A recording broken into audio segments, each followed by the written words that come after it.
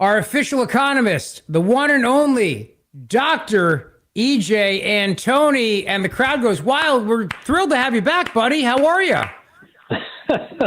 Rich, I'm hanging in. Thank you for having me, sir. It is great to be back.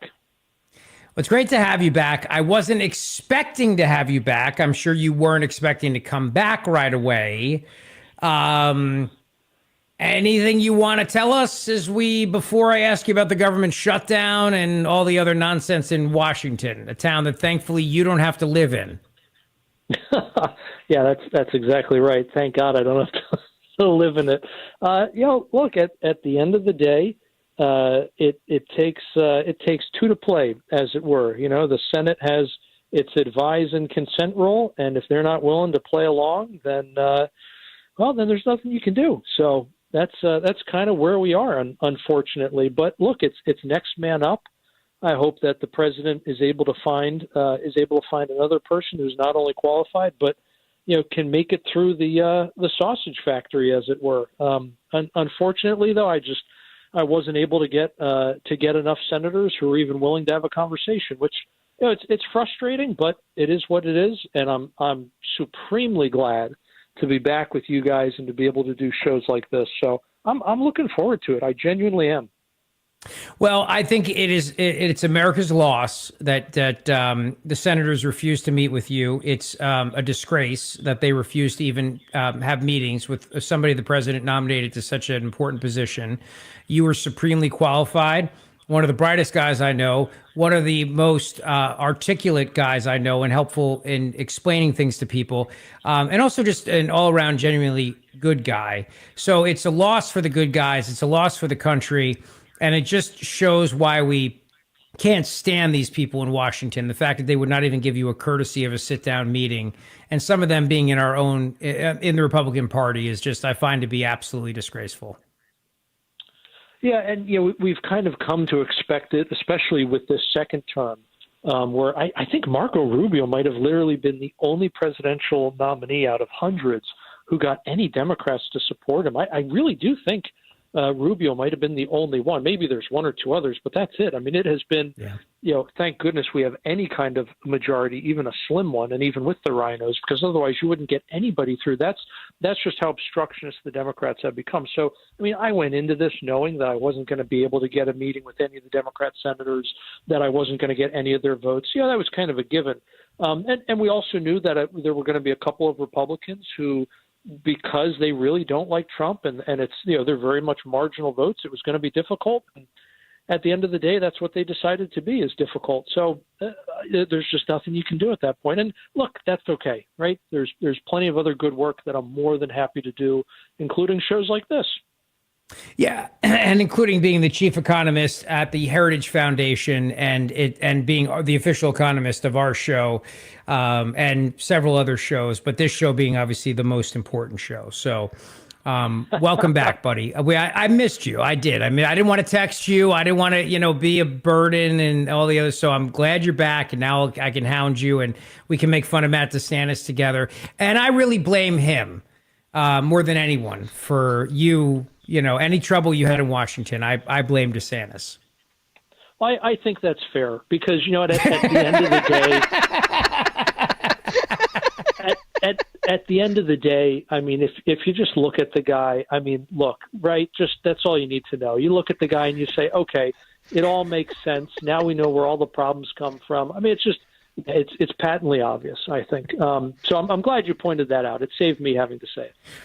No problem. I know Matt DeSantis is the root of all evil. So talk to me about this government shutdown and what's happening here, and what the issue is, because I mean, as much as I follow all this, even I'm confused by what they're exactly holding up the normal flow of government over exactly. It's amazing how just radical, I guess, the left wing of American politics has become, Rich, where the hill that they're choosing to die on right now is that they want to spend billions of dollars to make sure illegal aliens have health care. I mean, that's what they're throwing down for? It's as if they learned nothing from November, where you had Trump winning not just the Electoral College, but the popular vote, too. Yeah. The Republicans haven't done that in a very long time. He wins every single swing state. And illegal aliens being in this country and causing problems was one of the big issues that got him elected. So shockingly, basically, unless Republicans are willing to undo a lot of the reforms that were in the big, beautiful bill, unless Republicans are willing to scrap all of that and throw it away, Democrats aren't going to fund the government. So that's literally where we are, shockingly. Now, by the way, just one more point on the confirmation process. You know, Marco Rubio only got through because he's a senator, and they have longstanding this idea of Democrats voting for him. It's just a senatorial thing more than anything else. And I just want to say that for the record, too, because you're as equal caliber and experience as he is for the role that you were appointed for. And it's just that's the senators do that for each other. And, you know, I just want everybody to understand that. But let's talk about the Senate for a moment. That's very kind to you. Well, it's true. Let's talk about the Senate for a moment, because we have at least John Fetterman, maybe a couple other Democrats crossing the aisle. Chuck Schumer's been accused by the vice president of saying, listen, you're afraid of a primary by AOC. So you're afraid to cross and keep the government open. It seems to me that most people out there who are living their lives and don't follow this the way we do, they've heard for 10 months how the Democrats want to stop Trump at every turn, and now the government shut down. I think the takeaway from that is, well, they're just trying to stop Trump. I don't think beyond that they hear much, and that kind of obstructionism is also not what people voted for. The guy won in a landslide. So, yeah, I mean, it is genuinely amazing the amount of obstruction going on right now. You used exactly the right word, I think, Rich, where they literally are opposing things that they themselves have supported in the past, but now because Trump is supporting them, they're against it. And I know we call it Trump derangement syndrome and we laugh and everything, but it genuinely is like some kind of psychological illness, I guess you would call it. I mean, when you have these crazy liberal women on TikTok, when Trump says, hey, look, Tylenol probably isn't the best thing for you if you're pregnant, or it's not the best thing for your baby, and they all instantly go out and start filming themselves popping Tylenol, even though they don't even have a headache, let alone a fever. Yeah. I'm sorry, there's something mentally wrong with you at that point when that's the kind of behavior you're engaging in. And it's been absolutely hilarious to find all of these like old messages from Tylenol, some of which were like 5-10 years ago, whatever it was, where Tylenol even admitted, we don't recommend taking this if you're pregnant. Like, I mean, it's just, It's astonishing. It really is. You're right. It's obstructionism, and it stems from derangement. Yeah, it's not just that President Trump said don't take Tylenol if you're pregnant. Tylenol said don't take Tylenol if you're pregnant. The maker of Tylenol said don't take Tylenol if you're pregnant. They put that tweet out in 2017. We don't recommend taking our products if you're pregnant. But that still doesn't stop people from taking Tylenol and they don't need it, and potentially hurting their liver or whatever else. I mean, it's just, but that's where we are, though. We're at a level of insanity. That's why I played this clip earlier, Matt. If we could play it again for EJ, CNN calling him out on his hypocrisy, Chuck Schumer, of his hypocrisy of saying that we should have the government open to do this business. And I love that they confronted him on this. I have to give CNN credit. I don't know who is controlling this over there. Person's probably out of a job, but take a listen. One of the things that Republicans are also doing, and they're doing in the White House press briefing room, is the running sound of Democrats talking about shutdowns in the past, including sound of you. This is the type of thing you've said about shutdowns in the past. Let's listen. What if I persuaded my caucus to say I'm going to shut the government down, I'm going to not pay our bills unless I get my way? It's a politics of idiocy, of confrontation, of paralysis. Shutting down government over a policy difference is self-defeating. We can never hold American workers hostage again. While the CR bill is very bad, the potential for a shutdown has consequences for America that are much, much worse. Therefore, I will vote to keep the government open and not shut it down. That was you 3 times in the past. Go ahead.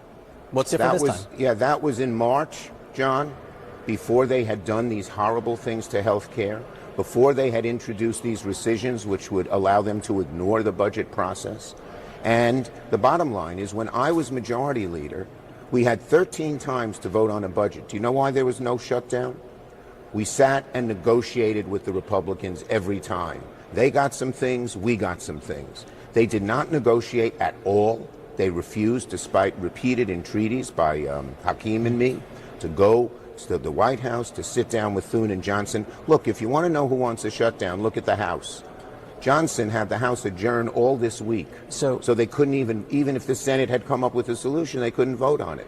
But now that they've seen they can't bludgeon us, they can't roll us, hopefully they're going to sit down and negotiate now, not kick the can down the road, which they've done. It's been 45 days, 45 days, 45 days, and they've never done anything. EJ, I feel like bludgeoning myself right now listening to that. That's how I feel. Oh my goodness, so many lies in a single clip. Just shame on Matt DeSantis for making us listen to that, frankly. But look, he's basically just lying through his teeth, right? Saying Republicans won't negotiate. Republicans passed a continuing resolution. That's why the House took off. They already did their job. They passed a continuing resolution, which basically just says, like, okay, we're just going to keep funding government at current levels. We're going to keep all the spending and everything the same for, sometimes it's 30 days or 90 days. Sometimes it's longer, whatever the case. These continuing resolutions are just a way to basically, kick the can down the road to buy you time to do negotiating. Democrats didn't want that. They didn't want to talk. Everything Schumer just said there is nonsense. Even his crazy accusations about, Republicans attacking health care or whatever were in the big, beautiful bill that we were just talking about, Rich. As you know, they put together tens of billions of dollars in additional funding for rural hospitals because the Democrats were crying about how, those facilities essentially were underfunded. So Republicans increased funding for them by billions of dollars. And now the Democrats are complaining about it. It's just, it's absolute insanity. He literally is just lying through his teeth. Talk to me about this whole issue of rural hospital funding cuts, because as I see it, if the Democrats got $50 billion for rural hospitals, that's a direct hit to red areas. They don't care, though, because it's not their people. It's not their constituency. They only care about the cities. They hate flyover country. Am I wrong on that? Well, if you look at how those places vote, I think your analysis, Rich, is spot on. What the Democrats really want when it comes to health care and what happened in the big, beautiful bill, what Democrats want to get rid of is this. And a lot of folks don't realize this. There is basically a kind of legalized fraud, a scam when it comes to government reimbursements for certain kinds of hospital spending, where if the hospital spends $1, they will get more than $1 back in reimbursements. It's actual fraud. If a private business did this, they would essentially be sued and they'd go bankrupt because of it. Can you imagine if Boeing or Lockheed Martin, the defense contractor, Raytheon, Northrop Grumman, if they created contracts with the government where for every dollar of spending they had on a project, instead of expensing it 1-to-1, they expensed it 3-to-1 or 7-to-1? Well, these are the crazy kinds of things that have been put in place by Democrats in the past. If you look at what happened with Obamacare, this is how perverse the system is, Rich. If you're an able-bodied man who's not working and you get on Obamacare, the hospital will actually get even more reimbursements for giving you care, for spending money on you. So what do hospitals do in that case? Well, you have incentivized them to provide, extra care essentially that's not even needed, to conduct extra tests that aren't essential. All of these things are driving up healthcare costs, and not only are they driving up healthcare costs for everybody, but on top of that, they're driving up costs for taxpayers specifically. And Republicans helped reform not all of that, but a lot of it in the big, beautiful bill. Democrats want to wipe all that out. They don't care that the rural hospitals are getting more funding, that we're going to actually have, patient care where it's needed. They don't care about that. What they care about is protecting broken systems. Well, listen, buddy, it's great to have you back, and I encourage everyone to follow EJ, real EJ Antoni on X, accept no substitutions. He's back, baby, and he's ready for business. It's great to have you, the chief economist at the Heritage Foundation, our own, Philly's own, our own Dr. E.J. Antoni. Welcome back, brother. Rich, it's great to be back. Thank you, my man. Look forward to it.